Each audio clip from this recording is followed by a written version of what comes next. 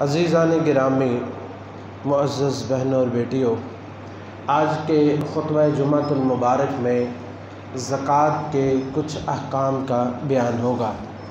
Routine के साथ तो हमारी बारी थी जनाइज़ की, जनाजे के अहकाम की, लेकिन रमज़ान के कुर्ब की वजह से और इस मसले की अहमियत की वजह से आज हम इंशाअल्लाह इसी का बयान करेंगे, क्योंकि लोगों की अक्सरियत रमज़ानुल मुबारक में या रमज़ान से पहले ज़कात की अदायगी करती है। अल्लाह ताला ज़कात की अदायगी करने वालों के सदक़ात व खैरात को कबूल व मंजूर फरमाए। अज़ीज़ान गिरामी, ज़कात इस्लाम के बुनियादी अरकान में से एक रुकन है, और रुकन का मतलब ये होता है कि अगर वो किसी चीज़ में मौजूद नहीं है तो वो असल भी मौजूद नहीं है। इस्लाम की बुनियाद है, इस्लाम का रुकन है। यानी अगर कोई शख्स ज़कात अदा नहीं करता तो वो समझे कि उसकी इस्लाम की बुनियाद जो है वो ये ज़कात वाली नहीं है। और जिस तरह जो है वो कोई भी इमारत है, अगर उसकी 5 बुनियादें हैं, उनमें से एक बुनियाद जो है वो निकाल दी जाए तो आप ख़ुद समझ सकते हैं उस इमारत वो किस ख़तरे में चले जाती है। तो इसी तरह अगर कोई शख्स ज़कात अदा नहीं करता तो उसके ईमान को दुनिया में भी ख़तरा है और रोज़े क़यामत भी उसके लिए ख़तरात ही ख़तरात हैं। और ये ज़कात अदा करना, ये नबी अलैहिस्सलातु वस्सलाम ने, जैसा कि मैंने अभी ज़िक्र किया है, इसे इस्लाम के बुनियादी अरकान में से शुमार किया, जैसे अब्दुल्लाह बिन उमर रज़ी अल्लाह अन्हु की मशहूर हदीस है। और हज़रत अबू बकर सिद्दीक़ रज़ी अल्लाह ताला अन्हु, उन्होंने तो उन लोगों से जिहाद भी किया जिन्होंने ज़कात अदा करने से इनकार कर दिया। हालांकि उस वक़्त इस्लाम के इर्द गिर्द जो है वो दुश्मनान ने इस्लाम वो इकट्ठे थे और इंतहाई नाजुक हालात थे कि लोग मुर्तद भी हुए और नबी अलैहिस्सलातु वस्सलाम अभी इस दुनिया से गए। उधर मानीन ज़कात भी थे, उधर झूठे मुद्दईयान नबूवत भी थे, लेकिन एक ही वक्त पे हज़रत अबू बकर सिद्दीक़ रज़ी अल्लाह ताला अन्हु ने सबसे जिहाद किया। हालांकि सारे सहाबा बशमूल हज़रत उमर इब्न अल-ख़त्ताब रज़ी अल्लाह अन्हु के कि आप इनको छोड़ दें, बाकियों से कर लें, इनसे बाद में निपट लेंगे। फरमाने लगे नहीं, ये तो कुल्ली ज़कात के मुनकर हो गए हैं ना। अगर कोई शख्स अल्लाह के रसूल सल्लल्लाहु अलैहि वसल्लम के ज़माने में बहुत ज़्यादा ज़कात अदा करता था और उस ज़कात में से सिर्फ एक बकरी के बच्चे को रोक लेगा ना कि मैंने ये नहीं देनी, बाकी सारी दे दूँगा, आपने फरमाया मैं उससे भी लड़ाई करूँगा। वह उमर रज़ी अल्लाह अन्हु फरमाते कि अल्लाह ताला ने मेरा भी सीना खोल दिया जैसे वो बकर का खोला था। तो ये होता है हुक्मरान के जिसको अल्लाह ताला इतनी बसीरत जिसे अल्लाह ताला ने अता फरमाई। तो आपने जिहाद किया उनसे। और रोज़े क़यामत ये सदका जो है, ये ज़कात जो है, ये इंसान के लिए दलील होगी। जैसे कि अबू मालिक अशरी रज़ी अल्लाह अन्हु की हदीस है कि रसूलुल्लाह सल्लल्लाहु अलैहि वसल्लम ने फरमाया कि इस्बाहुल वुज़ूई शक़्रुल ईमान, वुज़ू सही तरीके से करना निसफ़ ईमान है। वल्हम्दुलिल्लाह तमलउल मीज़ान, अल्हम्दुलिल्लाह बोलने से मीज़ान हसनात नेकियों से भर जाता है। वत्तस्बीहु वत्तकबीरु यमलउ बैनस समावाति वल अर्ज़, और सुब्हान अल्लाह और अल्लाहु अकबर कहने से ज़मीन व आसमान नेकियों से बढ़ जाता है। वस्सलातु नूरुन वज़्ज़कातु बुरहान, और नमाज जो है वो इंसान के लिए नूर यानी रोशनी का सबब होगी और ज़कात उसके लिए दलील होगी। अब दलील से क्या मुराद है? इमाम नववी रहमतुल्लाह अलैह फरमाते हैं कि मानाहु युफ़ज़अु इलैहा कमा युफ़ज़अु इलल बराहीन, कि जिस वक़्त इंसान को अपनी सफाई देने के लिए दलील की ज़रूरत होती है, रोज़े क़यामत इंसान अपना सदका और अपना जो ज़कात अदा की है इसको बतौर दलील पेश करेगा। कब? कअन्नल अब्द इज़ा सुइला यौमल क़ियामा अन मसरफ़ि मालिही, जब अल्लाह ताला रोज़े क़यामत पूछेंगे ना, मैंने जो माल तुम्हें दिया था उसको कहाँ पे ख़र्च किया, तो बंदा अपनी ज़कात और सदक़ात पेश करेगा, या अल्लाह यहाँ पे मैंने ख़र्च किया है। और ये ज़कात और सदक़ात खर्च किए हुए उसके माल के हलाल होने और उस माल के जायज़ होने की दलील बन जाएंगे कि चूँकि इसने माल की ज़कात अदा कर दी थी, अल्लाह के रस्ते में सदका किया था, लिहाजा तेरा सारा माल तूने खाया, तूने पिया, तूने पहना, तूने ओढ़ा, तूने घर बनाया, तूने जो कुछ भी किया, सारा का सारा तुझे माफ़ है। ये बुरहान है, रोज़े क़यामत जो है उसके लिए होगी। और ज़कात अदा न करने वाला, उसके लिए बहुत सारी अहादीस है, सिर्फ एक बयान करता हूँ। नबी अलैहिस्सलातु वस्सलाम ने फरमाया कि मन आताहुल्लाहु मालन, जिसको अल्लाह ताला माल दे फिर वो उसकी ज़कात न अदा करे तो क़यामत वाले दिन उसके लिए एक गंजा सांप बन जाएगा, उसकी 2 ज़ुबानें होंगी और वो माल का जो मालिक है वो उसकी जो गालें हैं वो उनको जनाब वो उसको पकड़ेगा और उसको कहेगा कि अना मालुका अना कंजुक, मैं तेरा माल हूँ, मैं तेरा ख़जाना हूँ। फिर नबी अलैहिस्सलातु वस्सलाम ने ये आयत पढ़ी, वला यहसबन्नल्लज़ीना यबख़लूना बिमा आताहुमुल्लाहु मिन फ़ज़लिही हुवा ख़ैरुल लहुम बल हुवा शर्रुल लहुम सयुतव्वक़ूना मा बख़िलू बिही यौमल क़ियामा, कि आप जिनको हमने माल दिए ये न समझे उनके लिए बेहतर है, जो माल जिनको मिला और वो ज़कात अदा नहीं करते उनके लिए ये बहुत ही बुरा है, और क़यामत वाले दिन अल्लाह रब्बुल इज़्ज़त इनके गलों में तोक बना के इसको डाल देंगे। और नबी अलैहिस्सलातु वस्सलाम ने उस पर जो ज़कात अदा नहीं करता उस पर लानत फरमाई, लाना रसूलुल्लाह सल्लल्लाहु अलैहि वसल्लम माने अस्सदका, जो सदका यानी ज़कात अदा नहीं करता, नबी अलैहिस्सलातु वस्सलाम की उस पर लानत हो। और जो कौम ज़कात अदा नहीं करती उस कौम पे कहत साली अल्लाह रब्बुल इज़्ज़त नाज़िल फरमा देते हैं। नबी अलैहि सल्लम ने फरमाया मा मना कौमुन ज़कात इल्ला इब्तलाहुमुल्लाहु बिस्सिनीन, जो कौम ज़कात अदा नहीं करता अल्लाह ताला उसे कहत साली मुब्तला कर देते हैं। मेरे भाइयों, इससे बड़ी कहत साली और कौन सी है? हमारे खेत जो है वो सोना उगल रहे हैं, हमारी ज़मीनों से सोना चांदी भी निकल रहा है, और कौम का बच्चा बच्चा कर्ज़ के बोझ तले दबा हुआ है। हम ना अपनी मर्ज़ी से कोई खारजा पॉलिसी बना सकते हैं, ना दाखिला पॉलिसी बना सकते हैं, ना अपनी मर्ज़ी से कोई माली मामलात कर सकते हैं। माल हमारा इकट्ठा होता है और सारा जो है वो सूद की अदायगी में खर्च हो जाता है। ये इस कौम की अक्सरियत के ज़कात अदा न करने का भी एक वबाल है। अल्लाह रब्बुल इज़्ज़त हम सबको इससे महफूज फरमाए। ज़कात की अदायगी के फ़ायदे और ना अदायगी के नुकसानात एक लंबा बाब है, ये इंशाअल्लाह सदक़े के बयान में रमज़ानुल मुबारक में हम तफसील के साथ ज़िक्र करेंगे। अब जो है ज़कात के जो अहम मसाइल हैं नहायत इख्तिसार के साथ हम उनको ज़िक्र करते हैं। अज़ीज़ान गिरामी, ज़कात उस माल पर बनती है जिस माल की मलकियत इंसान के पास 1 साल से हो, यानी कोई भी माल इंसान को मिला है और उस पे 1 साल गुज़र गया है तो फिर उस पर ज़कात है। अगर 1 साल उस पर नहीं गुज़रा तो उस पर ज़कात नहीं है। और ज़कात रमज़ानुल मुबारक में फ़र्ज़ नहीं होती, ये बात याद रखें। ज़कात कब फ़र्ज़ होती है? जब उस पर साल गुज़र जाए, चाहे वो किसी महीने में हो। और ये भी याद रखें कि साल का एतबार कमरी महीनों का करना है, शमसी महीनों का नहीं करना, कमरी महीनों का करना है।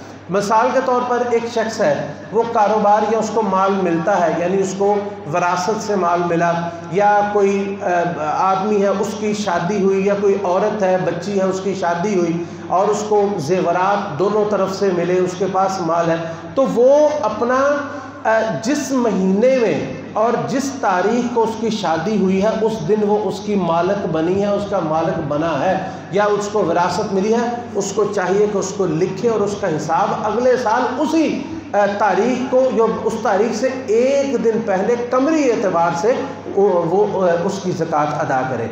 लेकिन अगर कोई शख्स है कारोबार करता है और उसके कारोबार मिसाल के तौर पर इस साल उसके पास 10 लाख रुपया है और अगले साल उसके पास 12 लाख रुपया है, ज़ाहिर बात है ये 12 लाख रुपया पहले दिन से नहीं, ये आहिस्ता आहिस्ता साथ शामिल हुआ, तो जो वहाँ मुनाफा है कारोबार का उसका हुक्म असल माल का ही होगा।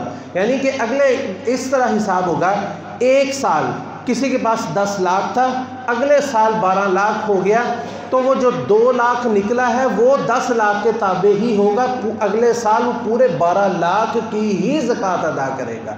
यानी मालिक बनना और है, मुनाफा निकलना और है, इन दोनों में फ़र्क किया जाएगा। जैसे नबी सल्लल्लाहु अलैहि वसल्लम ने फरमाया मन इस्तफ़ादा मालन फला ज़कात अलैहि हत्ता यहूल अलैहिल हौल। ये पहला हुक्म है कि ज़कात तब फ़र्ज़ होगी जब माल पर 1 साल गुज़र जाएगा। अगर कोई शख्स है, किसी के पास वो माल है और फिर 1 साल बाद उसे आधे साल में और माल मिला, यूँ समझे कि एक शख्स है, उसके पास माल है, वो निसाब को नहीं पहुंचता, उसने रमज़ान में मसलन निसाब किया, वो निसाब को नहीं पहुंचता, इसके बाद वो जुल्हज्जा में उसको माल मिला, जुल्हज्जा को उसको कोई माल मिला, तो अब इसका माल ज़कात को पहुंच गया, ज़कात के निसाब को पहुंच गया, तो इस पर ज़कात कब फ़र्ज़ होगी? जुल्हज्जा में। इस पर ज़कात फ़र्ज़ होगी जुल्हज्जा में। जब इसका माल जो है वो निसाब तक पहुंचा है तो तब जो है वो उसका जो है वो हिसाब करेगा और उस वक्त ज़कात अदा करेगा। दूसरी बात ये है कि हराम माल उस पर ज़कात काबिल कबूल नहीं है। एक शख्स सूद का कारोबार करता है, उस पर ज़कात देता रहे, वो काबिल कबूल नहीं। एक शख्स है इसी तरह चोरी का माल है, ख़यानत का माल है, उस पर ज़कात अदा करे ना करे अल्लाह के यहाँ बराबर है।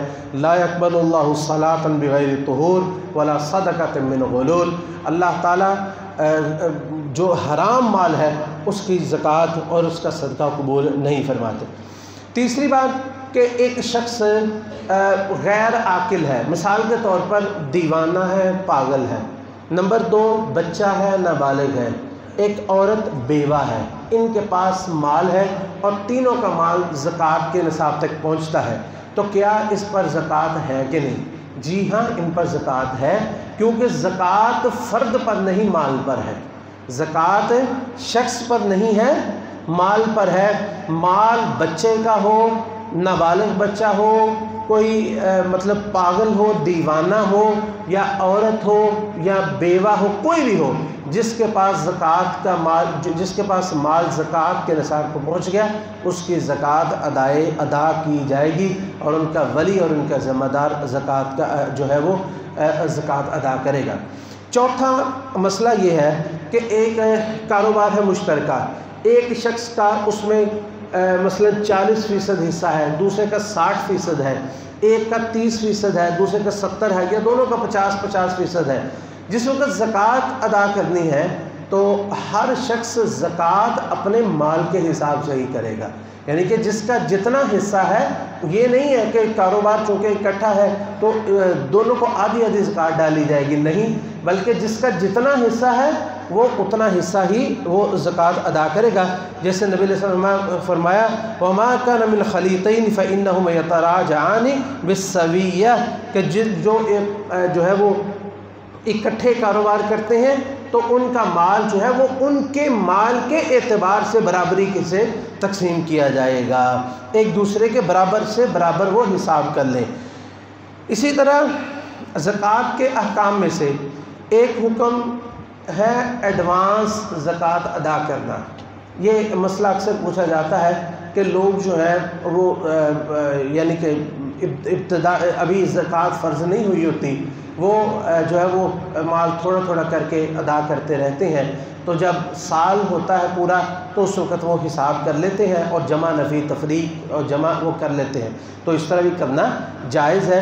नबी अलैहिस्सलाम से हज़रत अब्बास रज़ियल्लाहु अन्हु ने पूछा था कि मैं एडवांस ज़कात अदा कर दूँ। नबी अलैहिस्सलाम के हुक्म से और आपकी इजाज़त से उन्होंने 2 सालों की ज़कात इकट्ठी अदा कर दी थी।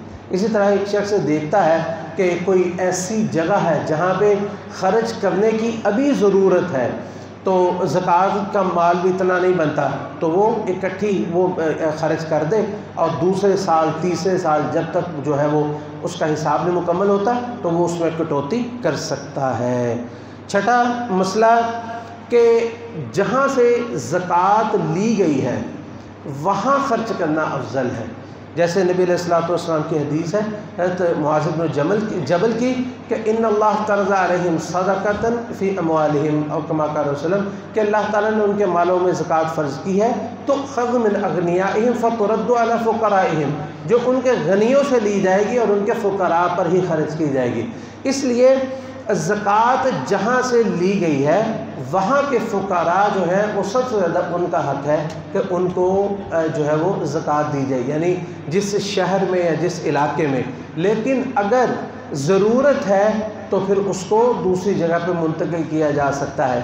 जिस तरह एक इलाका है वहाँ पे लोग निस्बतन गनी हैं और दूसरे इलाके में कहत पड़ गया है, या अचानक कोई तूफ़ान, कोई ज़लज़ला, कोई यानी कोई इस तरह की कोई मुसीबत, सैलाब वगैरह की आ जाए, तो वहाँ पर मुंतकिल करना जायज़ है। लेकिन बेहतर ये है कि जिस इलाके से ज़कात ली जाए वो उसी इलाके में ही ख़र्च की जाए। ज़कात के अहकाम में से एक अहम हुक्म वो ये है, जो बल्कि इसकी सबसे ज़्यादा ज़रूरत होती है कि निसाब कितना है, यानी कितने माल पर ज़कात अदा करनी चाहिए, कितने माल पर अदा करनी चाहिए। और अगला सवाल है कि कितनी अदा करनी चाहिए। दोनों को सवालों को समझे। पहला सवाल ये है कितने माल पर ज़कात अदा की जाएगी। तो यहाँ पे ये इस बात को ज़हन में रखें कि जो है ज़कात का निसाब अलग अलग है। मसलन सोने का अलग है, चांदी का अलग है, जानवरों का अलग है, मसलन गाय का अलग है, बकरियों का अलग है, ऊँटों का अलग है, और इसी तरह खजूर वगैरह उसका अलग है, सब के अलग अलग है। सबसे पहले चूँकि इलाका हमारा इसमें आमतौर पर कारोबारी लोग हैं, इसलिए हम सोना और चांदी इसको ज़रा सामने रखते हैं। सबसे पहले चांदी, वो कितना निसाब होना चाहिए, कितनी किसी के पास चांदी है तो उस पर ज़कात फ़र्ज़ होती है। नबी अलैहिस्सलातु वस्सलाम फरमाया लैसा फ़ीमा दून ख़म्सति अवाक़िन सदक़ा, 5 औकिया चांदी से कम अगर किसी के पास चांदी है तो उस पर ज़कात नहीं है। 1 औकिया चांदी जो है वो 40 दिरहम की होती है, और इस हिसाब से 200 दिरहम से कम किसी के पास माल है, यानी 199 दिरहम चांदी अगर किसी के पास है तो उसकी ज़कात नहीं है। और ये 200 दिरहम ये वज़न मौजूदा एतबार से तकरीबन 612 ग्राम बनते हैं। 612 ग्राम ये 52.5 तोले, 52.5 तोले। और आज के जो चांदी का रेट है वो है 122 रुपये फ़ी ग्राम। इस एतबार से अगर किसी शख्स के पास 74,664 रुपये का माल या इतने पैसे, या उसके कारोबार में इतना माल है, या उसके पास इतने पैसे ज़ाती तौर पर है, तो उस पर ज़कात फ़र्ज़ है। 74,664 यानी 75 के करीब करीब 74,664 ये अंदाज़ा जो है वो अंदाज़ा हमने इसका बनाया है। अगर किसी शख्स के कारोबार के इतने का कारोबार है, या उसके पास इतने पैसे मौजूद हैं, या उसके पास इतनी चांदी मौजूद है, इतने पैसे मौजूद हैं, तो उस पर ज़कात फ़र्ज़ है। और सोना, उसका निसाब जो है वो 20 दीनार है। कितना है? 20 दीनार है। जैसा कि नबी अलैहिस्सलातु वस्सलाम की हदीस इब्न उमर फरमाते हैं काना याख़ुज़ मिन कुल्लि 20 दीनारन फ़साइदन निस्फ़ दीनार, कि नबी अलैहिस्सलातु वस्सलाम 20 दीनार में से निसफ़ दीनार ज़कात लिया करते थे। और ये 20 दीनार 87 ग्राम 87 ग्राम या 7.5 तोला बनता है। 7.5 तोला सोना अगर किसी के पास है तो उस सोने पर ज़कात है। और फ़ी ग्राम तोला आज का रेट तकरीबन 8,822 रुपये है। इस एतबार से सोना जो है 7,67,514 रुपये का सोना ये बनता है। अब सवाल ये पैदा होता है कि हमारे पास ना चांदी है ना सोना है, हमारे पास तो रुपया पैसा चलता है, किसको निसाब बनाया जाए? तो फुक़हा ने और उलमा ने ये फ़ैसला किया है कि जो निसाब, जिसका रेट कम तर होगा उसको निसाब बनाया जाएगा, जिसका रेट कम तर होगा उसका निसाब बनाया जाएगा। इस एतबार से आज के एतबार से चांदी जो है वो निसाब है। चांदी को जो मयार बनाया जाएगा और उसके मुताबिक हिसाब किया जाएगा। इस एतबार से हम ये कहते हैं कि 74,664 रुपये का माल किसी के पास है, या इतने रुपए किसी के पास मौजूद है, तो उस पर ज़कात फ़र्ज़ होगी। बाकी रहा दूसरा गंदम है या जौ या इसी तरह खजूर वगैरह, उसका निसाब जो है नबी सल्लल्लाहु अलैहि वसल्लम ने फरमाया कि लैसा फीमा दूना खमसत औसुक मिन तमरी सदका, 5 वसक से कम किसी के पास खजूर हो तो उस पर सदका नहीं है। 5 वसक खजूर, 5 वसक गंदम, 5 वसक जौ, यानी जो गल्ला या खजूर जो भी चीज़ मुनक्का है, जो चीज़ खाई जाती है वो 5 वसक होगा। और 5 वसक 725 किलो बनते हैं, 725 किलो। अगर किसी के पास किसी की खजूर या गल्ला 720 किलो बनी तो उस पर ज़कात नहीं है, 24 पे भी 725 किलो पे ज़कात है। लेकिन यहाँ ये बात याद रखें, ये निसाब फ़र्ज़ियत का है, लेकिन एक शख्स कहता है जी मैंने ज़कात अदा करनी है, उसका माल निसाब को नहीं पहुँचता तो वो कर सकता है, उसमें कोई ममानत नहीं है। नबी अलैहिस्सलातु वस्सलाम की हदीस है, लंबी हदीस, उसमें ये है, आपने फरमाया कि जो जिसका माल जो है वो इससे कम है उस पर ज़कात नहीं है, इल्ला अयशा रब्बुहा, उसका मालिक कहे कि मेरा निसाब तक नहीं पहुंचता, मैंने फिर भी ज़कात अदा करनी है ताकि ज़कात अदा करने का अजर मुझे मिल सके, तो वो कर सकता है। नबी सल्लल्लाहु अलैहि वसल्लम इल्ला अयशा रब्बुहा, उसका मालिक चाहे तो वो अदा कर सकता है। ये सही बुखारी की रिवायत है। तो इन अहकाम में से अब ये है कि ज़कात कितनी अदा करें, ज़कात कितनी, लेकिन यहाँ पे एक छोटी सी बात ज़हन में रखें कि जब ज़कात अदा करनी है, ख़ास तौर पर कारोबारी हज़रात, वो अपने कारोबार के तमाम अज्ज़ा जो है वो उनको इकट्ठा करके उनका हिसाब करेंगे। मिसाल के तौर पर एक शख्स करियाने का काम करता है, उसके पास चीनी है, उसके पास आटा है, उसके पास घी है, सारा हिसाब करेगा।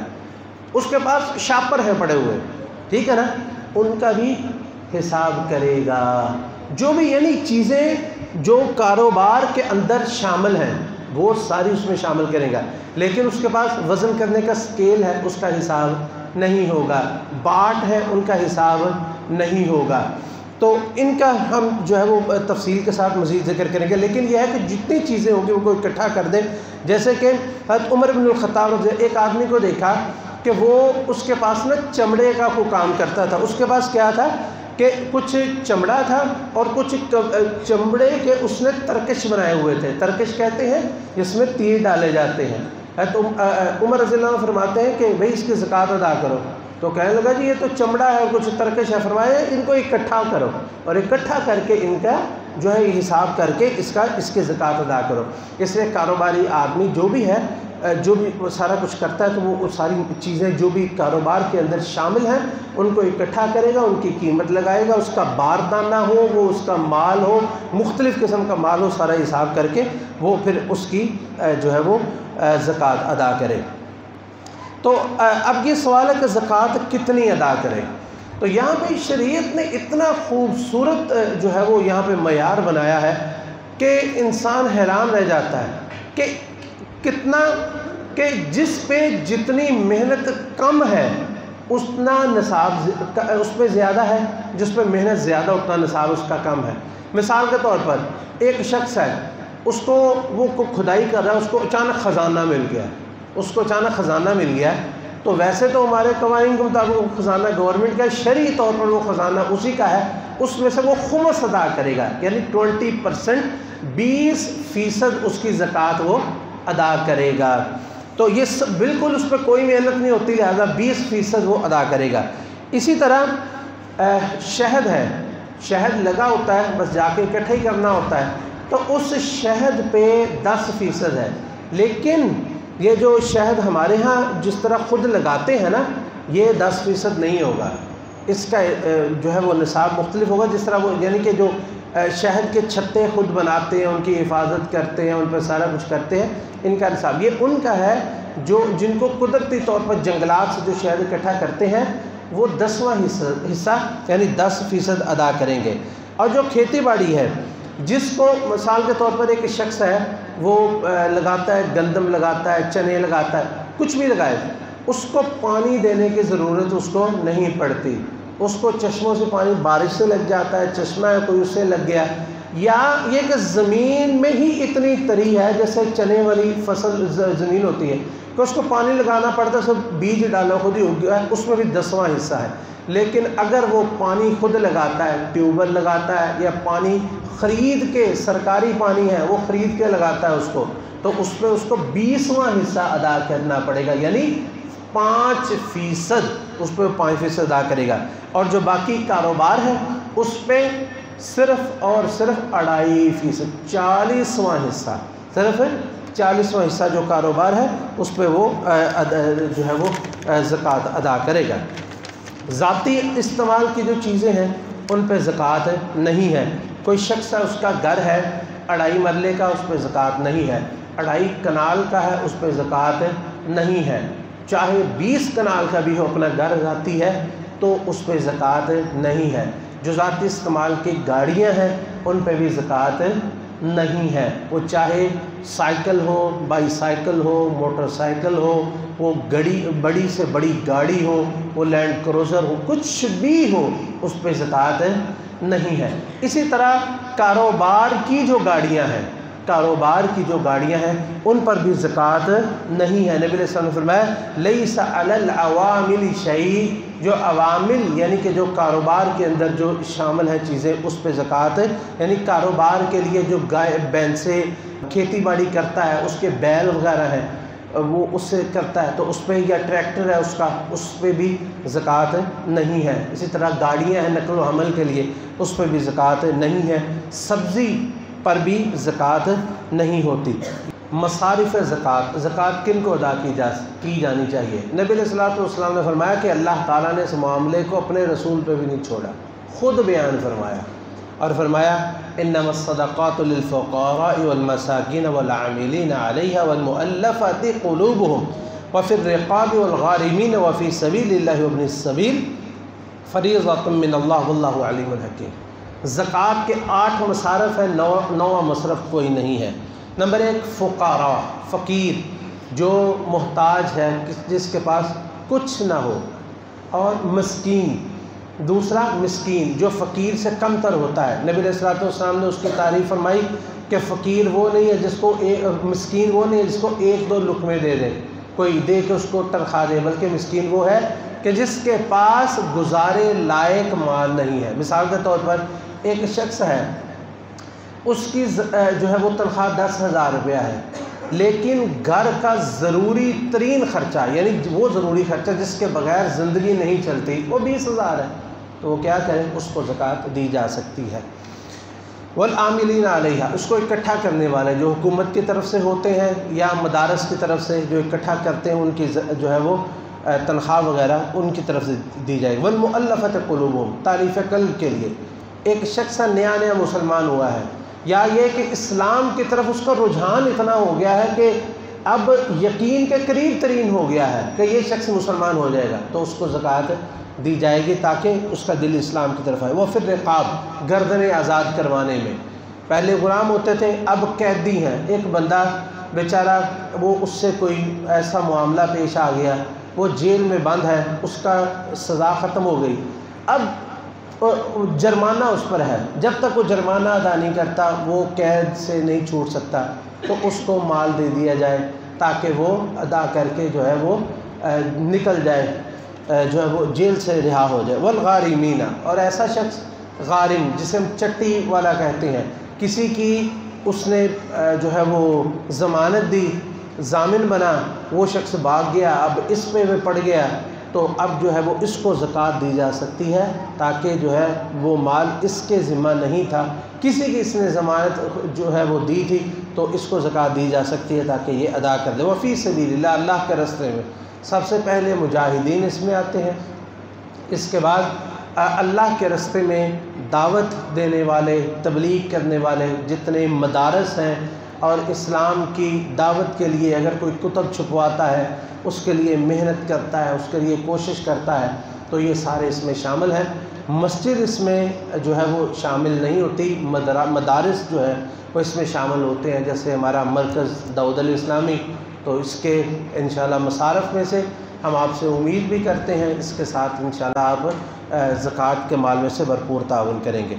वो वब्न सबील और मुसाफिर जो अपने घर से निकला है, चाहे घर में गनी था, बाहर गया किसी दूसरे शहर में, तो उस वक्त उसके पास कुछ नहीं है। ये नहीं है कि जेब में ATM कार्ड है तो वो कहे जी जनाब मुझे, और बैंक का जो है वो उसके पास अकाउंट भी है, जेब में ATM कार्ड है, वो कहे जी मैं मुसाफिर हूँ मुझे ज़कात दी जाए। अब तो इसमें बड़ी तरक्की हो गई है, दूसरे मुल्कों में भी जाके वो जो है मुसाफिर उसके पास वो पैसा होता है। इसलिए ये नहीं, बल्कि ऐसा मुसाफिर जिसके पास पीछे भी कुछ ना हो, ATM भी खाली, उसका सब कुछ खाली हो जाए और मुहताज ज़रूरतमंद उसको अदा की जाए। तो वब्न सबील ये आखिरी था। ये 8 मसारफ़ हैं। तो इनमें से अगर जिसकी कफ़ारत इंसान के ज़िम्मे है, जिनकी कफ़ारत इंसान के ज़िम्मे, उनको ज़कात अदा नहीं की जा सकती। मिसाल के तौर पर वालिदैन है, ठीक है, वालिदैन उनको ज़कात नहीं दी जाएगी। दादा है, दादी है, नाना है, नानी है, ये भी वालिदैन के हुक्म में है। इसी तरह औलाद, बच्चे हैं, बच्चियां हैं, और इसी तरह पोते हैं, पोतियां हैं, नवासे हैं, नवासियां हैं, ये भी औलाद ही हैं। इनको ज़कात नहीं दी जाएगी, इनको असल माल से इनको दिया जाएगा। यहाँ एक अहम सवाल वो ये है, बच्ची की शादी कर दी है, क्या उसको ज़कात अदा की जा सकती है? यहाँ मसले को समझना चाहिए।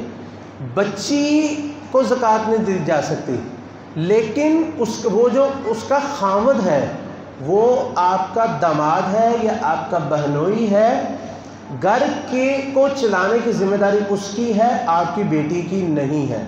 लिहाजा दामाद को और बहनोई को ज़कात दी जा सकती है, क्योंकि वो आपकी औलाद नहीं है। आपकी बच्ची पर या आपकी बहन पर घर के चलाने की जिम्मेदारी नहीं है, इसलिए बहनोई को या दामाद को, चाहे वो आपके बच्चों के पास, आपकी बच्ची आपकी बहन के पास, उन पर ही वो खर्च करे, ये उसका मसला है, ये उसकी ज़िम्मेदारी है। इस लिहाजा दामाद को और बहनोई को ज़कात अदा की जा सकती है।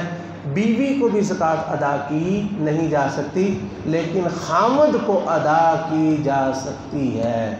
क्यों? कि बीवी की कफ़ालत खामद के ज़िम्मा है, खामद की कफ़ालत बीवी के ज़िम्मा नहीं है। लो, इससे ज़्यादा इस्लाह औरतों के हुकूक और कहाँ से आपको मिलेंगे कि बीवी के पास माल है। ये ना लोगों की बड़ी ज़्यादती है कि बीवी के पास जो होता है खामद समझता है ये मेरा ही है, जो भी आ गया वो मेरा। नहीं, जो बीवी का माल है वो बीवी का है, जो खामद का है वो खामद का है। खामद गरीब है, बीवी के पास माल है, तो उसके माल पर ज़कात बनती है, तो वो अपनी ज़कात अपने खामद को अदा कर सकती है, उसकी ज़कात अदा हो जाएगी। अगर कोई शख्स ज़कात अपने रिश्तेदारों को अदा करे तो उसको दुगना अजर है, सिला रहमी का भी और ज़कात का भी जो है उसको दोनों दुगना अजर मिलेगा। ज़कात सिर्फ मुसलमानों को अदा की जाएगी, गैर मुस्लिम को ज़कात अदा नहीं की जा सकती, इल्ला ये कि तालीफ़ कल्ब जिसकी शक्ल हमने बयान की है। और इसी तरह कोई गनी आदमी, ज़ाहिर बात है उसको ज़कात नहीं देगी। तंदुरुस्त आदमी जो है, वो सेहतमंद आदमी है, उसको भी ज़कात नहीं दी जाएगी, इल्ला ये कि वो कर्ज़ के बोझ तले दबा है, या उसके पास ऐसा कि एक आदमी है सेहतमंद है, वो मेहनत मजदूरी करे तो वो कमा के वो अपना घर चला सकता है, लेकिन वो नहीं करता और कहता है मैं गरीब हूँ, मिस्कीन, नहीं, उसको ज़कात नहीं दी जा सकती, क्योंकि वो जानबूझकर जो है वो ज़कात वो जो हड हरामी कर रहा है, इसलिए उसको ज़कात नहीं अदा की जाएगी। का जो एक शख्स है उसके मकान है, वो मकान उसने किराया पे दिया हुआ है, तो उसका किराया अगर साल के बाद, साल के आखिर में देखा जाएगा, उसके किराए में से कुछ बच जाए, उस पर साल गुजर जाए, तो उस पर ज़कात है, वरना उसके मकान पर ज़कात नहीं है।